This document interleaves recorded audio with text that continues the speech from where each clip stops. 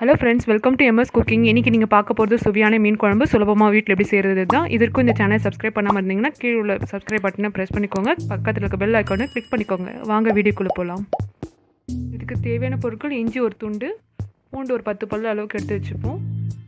ஷீலா மீன் நான் கட் பண்ணி வச்சுருக்கேன். நம்மளுக்கு வேண்டியான சைஸ்க்கு நம்ம கட் பண்ணி வச்சுக்கலாம். பெரிய எலுமிச்சை அளவுக்கு ஒரு புளியை எடுத்துகிட்டு நம்ம அது நல்லா தண்ணியில் கரைச்சி வச்சுக்கலாம்.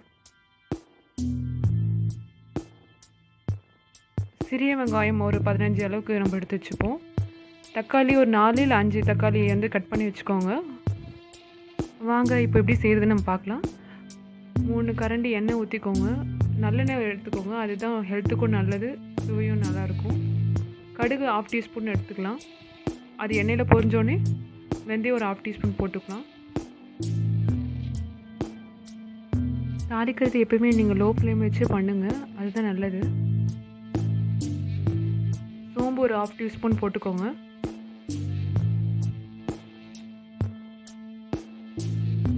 வடகம் ஒரு 1/2 டீஸ்பூன் போட்டுக்கோங்க. இது போட்டுட்டு ஒரு 2 செகண்ட்ஸ் வெயிட் பண்ணுங்கள்.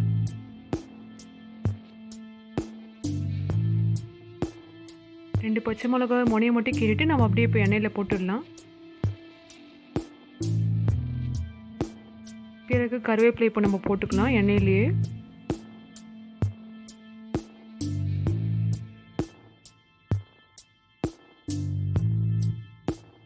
இப்போ எடுத்து வச்சுருக்க வெங்காயத்தை இதில் போட்டு வதக்கிக்கலாம். பச்சை வாசனை போகிற வரைக்கும் எண்ணெயிலே கொஞ்சம் நேரம் நம்ம வதக்கிக்கலாம். எடுத்து வச்சுருந்த இஞ்சி துண்டியும் அதை நல்லா துருவிட்டு அதையும் இதில் கலந்துக்கலாம்.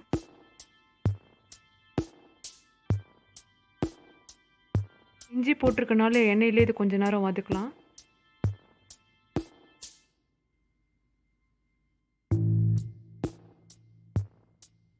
இப்போ எடுத்து வச்ச தக்காளியை இதிலே போட்டு மிக்ஸ் பண்ணிக்கோங்க. நல்லா ஒரு கோல்டன் ப்ரௌன் கலர் சேஞ்ச் ஆகிற வரைக்கும் ஒரு 10 செகண்ட்ஸ் அப்படியே இது எண்ணெயிலே நம்ம வதக்கிட்டே இருக்கலாம்.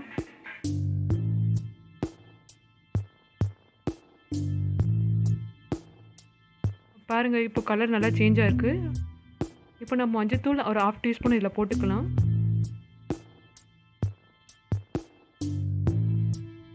காரம் வந்து உங்களுக்கு வேண்டிய அளவுக்கு நீங்கள் யூஸ் பண்ணிக்கலாம். நான் இப்போது ஒரு 3 டீஸ்பூன் யூஸ் பண்ணியிருக்கேன்.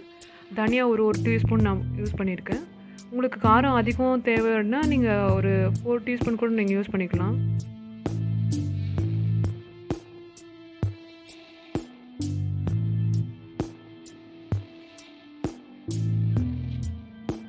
போட்டுட்டு ஒரு 2 செகண்ட்ஸ் நம்ம அப்படியே வதக்கிக்கலாம்.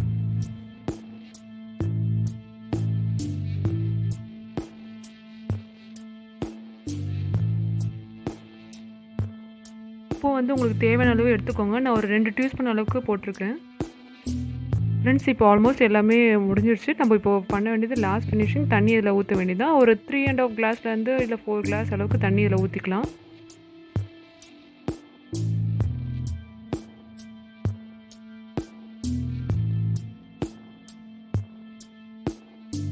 ஸ்டவ் வந்து லோ ஃப்ளேமில் வைங்க. இப்போ ஆல்ரெடி நம்ம வச்சுருந்த புளி கரைசலை இப்போ இதில் ஊற்றிக்கலாம்.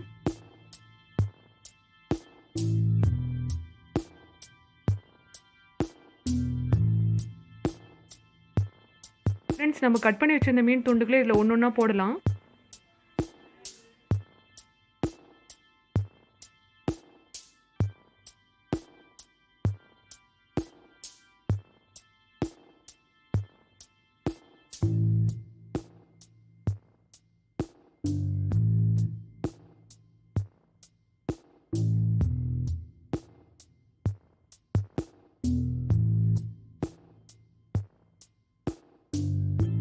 ஃபிஷ் போட்டாச்சு. ஸோ இது கொஞ்ச நேரம் குக் ஆகட்டும். ஸோ அப்படியே வெயிட் பண்ணுங்கள்.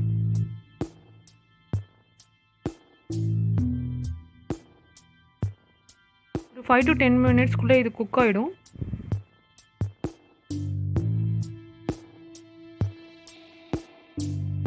இப்போது ஆல்மோஸ்ட் டன். இது ரெடி ஆகிடுச்சு. நம்ம இப்போ இது கொத்தமல்லி போட்டு இறக்கிட வேண்டிதான்.